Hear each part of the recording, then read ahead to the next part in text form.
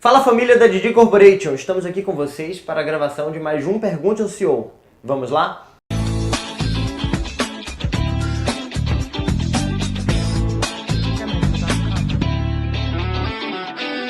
Bem, essa será uma edição um pouco diferente, porque normalmente de praxe nós gravamos 3 perguntas todas as semanas.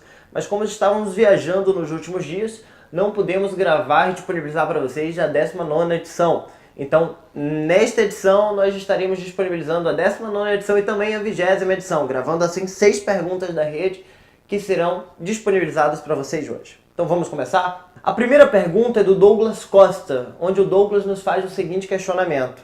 Uma empresa pode solicitar a audição da CVM. A Didi já pensou nessa possibilidade? Então, Douglas, uma empresa brasileira pode sim solicitar uma audição da CVM, mas fica claro para vocês que não somos uma empresa brasileira, somos uma empresa uruguaia. Então os órgãos fiscalizadores são outros e já nos favorecem nas questões de trabalhar com criptomoedas. Ou seja, essa possibilidade ela está descartada partindo do princípio que nós não temos hoje uma operação em solo nacional. A única empresa que nós possuímos no Brasil é a Didi Education, uma empresa de venda de cursos que não há por que ser auditada pela CVM, nem tampouco por nenhum órgão do gênero financeiro do nosso país. Está bem? E ainda partindo da premissa também que a CVM não considera criptomoedas, bitcoins como ativo financeiro. Ou seja, quando você faz transação de criptomoedas entre as partes, não há uma transação financeira, e sim uma transação de troca, permuta entre as partes, o que não precisa ser auditado ou regulado pela CVM ainda hoje. A segunda pergunta é uma pergunta do Ayrton da Cruz Pinheiro, onde ele nos faz o seguinte questionamento. Caso aconteça motivos que façam com que a arbitragem automatizada não seja mais rentável, qual será o procedimento da empresa? Bem, Ayrton, como vocês sabem, em nosso contrato nós garantimos o capital do cliente e não prometemos ganhos, ou seja, com isso, eu estou afirmando que no momento que a arbitragem não for mais rentável, obviamente esse capital do cliente vai ser devolvido. E quando a empresa cancela o contrato, nós temos 5 dias úteis para poder devolver esse capital. Ou seja, vocês estão totalmente amparados nessa questão. Mas ainda falando um pouco sobre a questão de arbitragem não ser mais rentável, eu gostaria de fazer um questionamento para você e uma reflexão. Há quantos anos você acha que existe o sistema financeiro dos Estados Unidos, mais precisamente a moeda dólar? Eu também não faço ideia, vou ser bem sincero, nunca parei para estudar essa questão. Mas até hoje, os bancos ainda têm câmbio de dólares com valores diferentes. Até hoje, casas de câmbio vendem e compram dólares com valores diferentes. Ou seja, é possível se fazer uma arbitragem manual no próprio dólar, comprando em uma agência bancária e levando para outra vendendo, ou coisas do gênero, entendeu? Você tem diferenças de preço. Então eu não consigo ver em nenhum cenário, em nenhuma circunstância, por mais que atuemos sobre uma ineficiência do mercado, em que o preço do Bitcoin é diferente entre continentes, entre países, ou até mesmo entre cidades, certo? Ou seja, diferente entre exchanges, eu não consigo ver o Bitcoin com um único preço em todos os lugares. E partindo do princípio que não existe só o Bitcoin. Hoje nós temos também, hoje nós temos a maior liquidez sim no Bitcoin, mas existem diversas outras criptomoedas que podem no futuro entregar uma liquidez tão com igual para que nós possamos fazer operações com elas. Então é muito importante entender, eu não consigo enxergar um cenário de não existir mais possibilidade de arbitragem. Eu consigo enxergar, certo, que possa não existir mais possibilidades como existe hoje, mas eu não consigo enxergar um cenário que não exista diferença de preços para que nós não possamos trabalhar, está bem? Então, eu acredito que eu tenha respondido a tua pergunta e que você consiga ter uma reflexão nesse assunto, de modo que você consiga fazer seus trabalhos aí no dia a dia. A terceira pergunta é uma pergunta da Fernanda Bertassini, onde ela nos faz o seguinte questionamento. Como faremos para declarar o imposto de renda sobre os nossos ganhos de rede? Porque os outros multiníveis que eu trabalhei nos davam esse informe de rendimentos que poderíamos lançar, né, dentro do nosso IR. Bem, Fernanda, as empresas que geralmente apresentam informes de rendimentos são as empresas que trabalham literalmente com o dinheiro do país. Nós não trabalhamos com reais, nós não pagamos vocês em reais, nós pagamos vocês em criptomoedas. Então, portanto, a tua declaração de imposto de renda ela não deve vir de uma declaração de ganhos obtidos na Didi Corporation, certo? E sim de ganhos obtidos dentro do mercado de criptomoedas. O que você deve informar na tua declaração de imposto de renda no ato que você compra criptoativos para entrar no mercado uma compra de criptoativos. No momento que você sai com ele, seria o lucro diário, onde você fica isento ali em até 30 mil reais por mês. Isso no caso falando para a operação do Next, que nós já respondemos em vídeo anterior. Mas como você está me perguntando dos ganhos de rede, você deverá, com o teu contador, procurar algum jeito, certo, de declarar isso como ganhos com criptomoedas. Então eu acredito que a melhor opção é você procurar um bom contador, de modo que você consiga fazer a declaração desses teus rendimentos, está bem? E agora vamos à quarta pergunta, da Renata Martins, onde nos faz o seguinte questionamento. O contrato do Next é válido por 12 meses.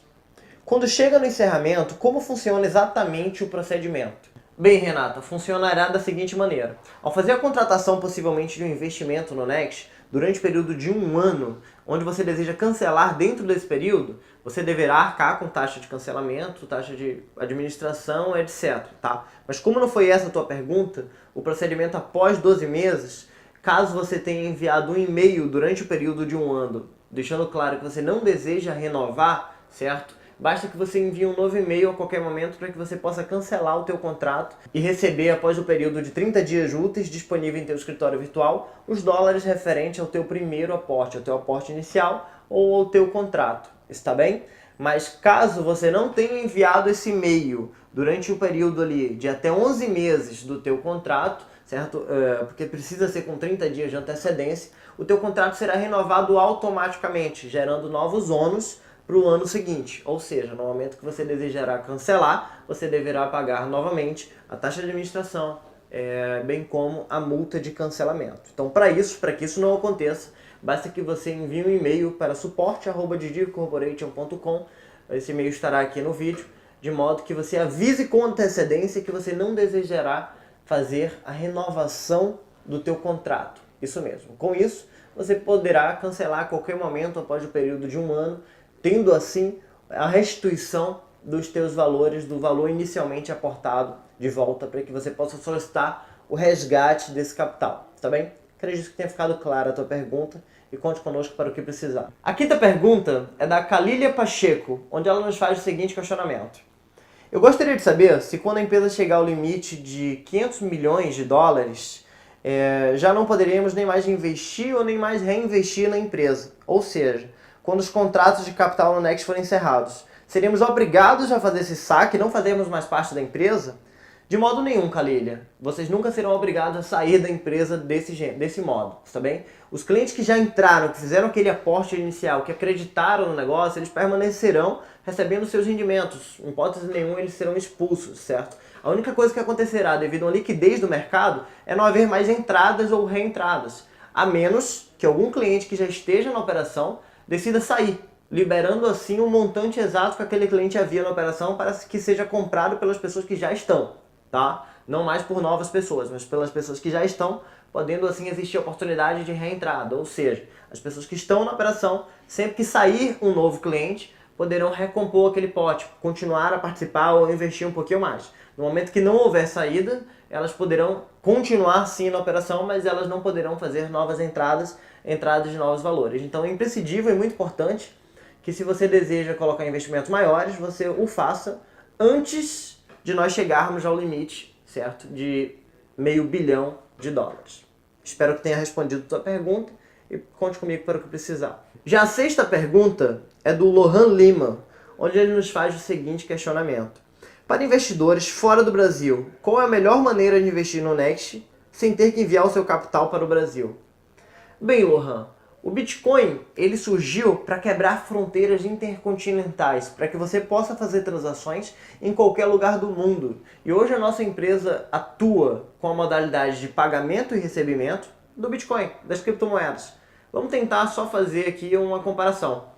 Anteriormente, em empresas tradicionais, quando não existia o Bitcoin, para você poder enviar dinheiro para fora do país, você tinha que fazer pelos meios tradicionais, wire transfer, etc., que era toda uma burocracia para esse dinheiro chegar no outro país, certo? E ainda justificar o governo e tudo mais. Com as criptomoedas, com o Bitcoin, você tem esse fator descentralizado. Você consegue, ao apertar de um clique, ter esse dinheiro em qualquer lugar do mundo. Então isso facilita. Então a única coisa que você precisa para fazer tua expansão internacional é pedir que, porventura, os teus clientes procurem um exchange local que possivelmente irá existir. Se não existir um exchange ainda, eu acredito que eles irão achar um bom P2P, um P2P, a pessoa que facilitará o comércio de compra e venda desses bitcoins naquela cidade, para que, porventura, se for uma possibilidade, ele possa vir abrir até um exchange no futuro.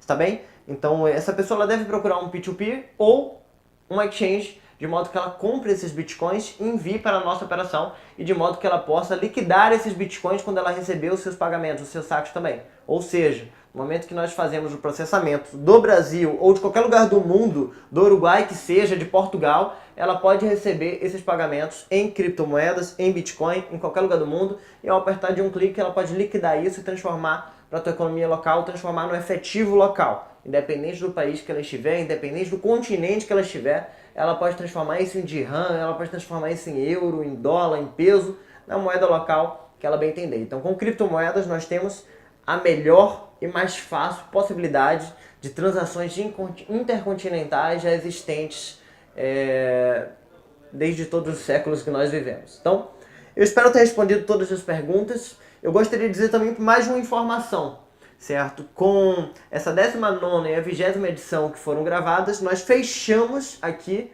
o quadro da primeira temporada do Pergunte ao CEO. A partir de agora, nós faremos um levantamento das perguntas mais importantes, das perguntas que porventura tiveram umas certas modificações no paradeiro delas, e nós iniciaremos a segunda temporada, onde nessa temporada responderemos novamente algumas das perguntas da temporada anterior, certo? E mais as novas perguntas que vocês continuam a nos enviar para o e-mail contato@leonardoaraújo.com.br. Fiquem com Deus, um forte abraço e até a próxima temporada do Pergunte ao CEO. Tchau, tchau!